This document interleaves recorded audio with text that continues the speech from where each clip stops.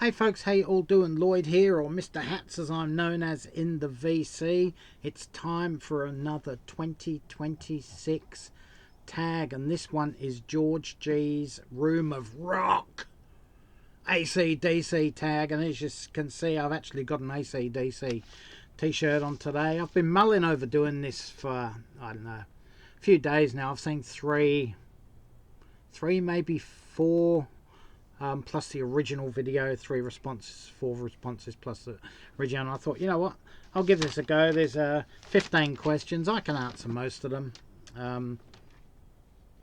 So let's go. Number 1, what was the first song or album you heard from ACDC? Well, I can't remember the first song, but living in Australia from 1976 onwards, ACDC were on constant rotation on just about every radio station. Even the national broadcaster ABC used to play ACDC every now and then, which was out of their normal style of music. So I couldn't tell you the first song. I just heard them, knew who they were, etc.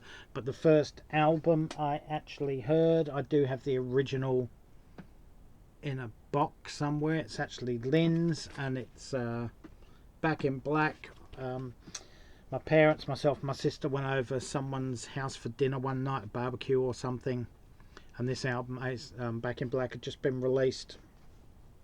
And the guy's name was Gary Mumraud, and his wife was Marie, Maree, and they invited us over for a barbecue, and this album had just been released, and he basically played it non-stop all night long.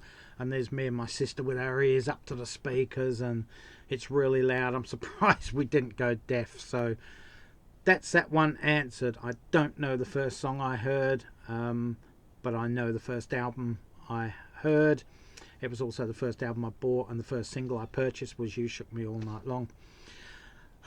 Second question, which producer do you think did the band the most justice? Well, my answer to that one, for all of them, is Brian Fairbairn. He's a Canadian producer, and I love the crystal clear sounds that are on this album.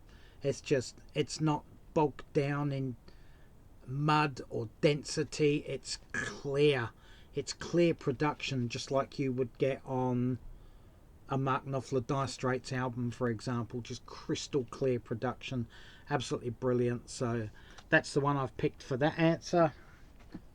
Third one, how many times have you seen ACDC live? Well, believe it or not, the big answer for me is a big fat 0. I did attempt to get tickets in 2009-ish, I think it was the Black Ice tour from memory. But anyway, 2008, 2009 world tour that they had. I was working on building sites. I'm a carpenter. Several of the painters working on site were biggest ACDC fans. The boss took the day off, and his wife took the day off, and they were going to get the online tickets at the time, but Ticketmaster actually crashed because there were so many people wanting tickets. When it did eventually go up, they sold out, I don't know, 70,000 seats in literally 10 minutes, and we never got the tickets, so never got to see ACDC then.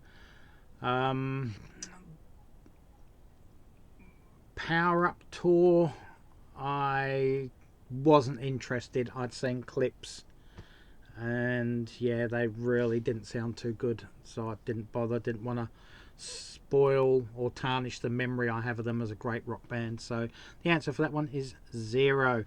Number 4, what is their best love song? Well, I gotta say, ACDC never had love songs. They had songs about sex, and the lyrics are pretty embarrassing and pretty simplistic, almost like a 13-year-old hormonal boy covered in pimples had written them. They're just pathetic. So when I listen to ACDC, I try not to focus too much on the lyrics for the most part. I just try to focus on the sound, the music, and just the voice, basically, not actually what's being said. Because if I listened to them for their lyrics, I really wouldn't be a fan. Much the same as a lot of Kiss stuff. I'm a big fan of Kiss, but yeah, the lyrics are pretty pathetic, so can't really answer that one for you. The best acdc album to play at a party. Well, here in Australia, everybody knows acdc, right from 10, 11-year-old kids right up to people in their 70s and 80s. So any acdc album would be fine from that perspective. So I'm just going to say any. Next one, number 6. Who do you think was the best replacement in the band? Well, I'm going to be controversial for this one, and I'm going to say Brian Johnson. I am not a fan of Bon Scott or the Bon Scott era of AC/DC. I like the harder edged hard rock sound.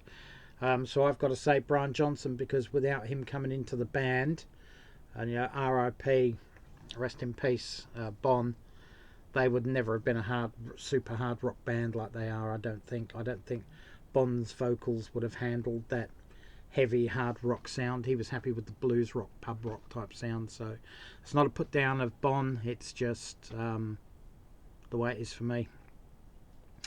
Number 7, which AC/DC song would you like to be played at your funeral? None, actually. I don't think AC/DC is appropriate for funerals, so sorry I can't answer that one as well.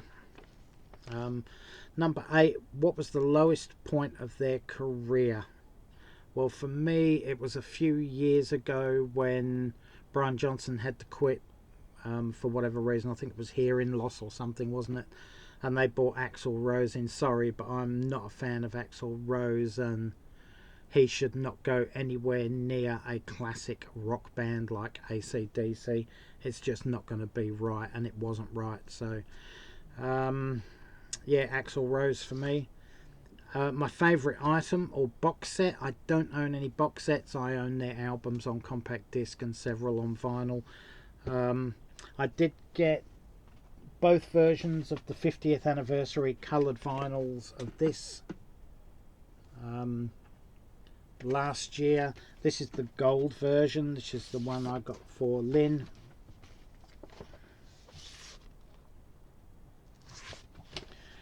But for the life of me, I cannot locate the black and white version of the album at this stage. It's obviously in another pile somewhere, because we're redoing the music room, so it's somewhere around, but it should technically be with this one regardless. So those two 50th anniversary ones are really special to us. Number 10, what band best capture the sound of AC/DC? Well, I'm going to say Aussie rock band Airborne. Don't know if you can see that or not. That's their debut album, and that is Running Wild, and this one is their second album, No Guts, No Glory. They've got that hard-edged blues rock sound that you would expect from AC/DC, and yeah, the first time I heard them on the radio, I actually thought it was an AC/DC album playing a new AC/DC album. And that actually covers the next question, number 11. Who would hypothetically replace Brian Johnson? I've got to say Joel O'Keefe, who is the lead singer of Airborne. Number 12, my favourite deep cut by AC/DC. I've got to say I don't have one. I just listen to albums in their entirety and enjoy the entire album. So to me there is no deep cuts, because I'm so familiar with the Brian Johnson years that there just isn't any deep cuts for me. So I have to say I don't have one for that one. Sorry, I've left half these questions with pretty vague answers, but you know. Number 13, do you feel they put out the same album all the time? Simple answer to that is yes. You know exactly what you're getting with an acdc album. So yeah, but there is two sides to acdc. There is the Bon Scott sound years, and then there is the Brian Johnson. You know what you're getting with either one of those two bands with the lead vocalists. And part two of that question, should they put out one more album? No. Out of respect for Malcolm, I don't think they should. I know he had some unused riffs that they used for the Power Up album, which is fine. I don't have a problem with that. He'd passed away not long before that, so I get it. I don't have a problem, but I don't think they should put out any more records. Brian Johnson's voice is absolutely shot. It's just going to be so embarrassing, in my opinion, much like a Paul McCartney album over the last decade and a half. So that's my answer to that. 14. Where do AC/DC rank amongst other rock bands? Well, I look at it from several perspectives, actually. Concert ticket sales, they're up there with the best. They can sell out 50, 60, 70,000, sometimes 100,000 seat stadiums, and they sell out like that, basically. And they're still doing that 50 years down the track.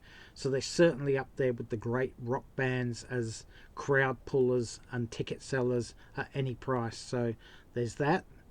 They have the second highest selling studio album of all time, which is this one, selling over 50 million copies worldwide, which is about 25 million behind Michael Jackson's Thriller. It's the highest selling hard rock album of all time also, so you can't knock them for that. They rank amongst the greatest for that as well. And they're instantly recognisable. I don't know about the rest of the world, but here in Australia, when AC/DC come on the radio, or one of their songs is played in a TV series in the background or in a movie, it's instantly recognisable. You know the AC/DC sound. Also the branding. You see a picture of Angus Young holding his guitar in his duck walk pose in schoolboy uniform, you instantly know that's AC/DC. So you know, there's the branding, there's the music, which is easily recognisable. They have the second biggest selling album of all time, and their concert tickets still sell out. So yeah, they do rank with the other great rock bands. Are they great musicians? No, they're certainly not great musicians. You wouldn't put them alongside great hard rock metal bands like Dream Theater. They're not in the same league as musicians as Dream Theater.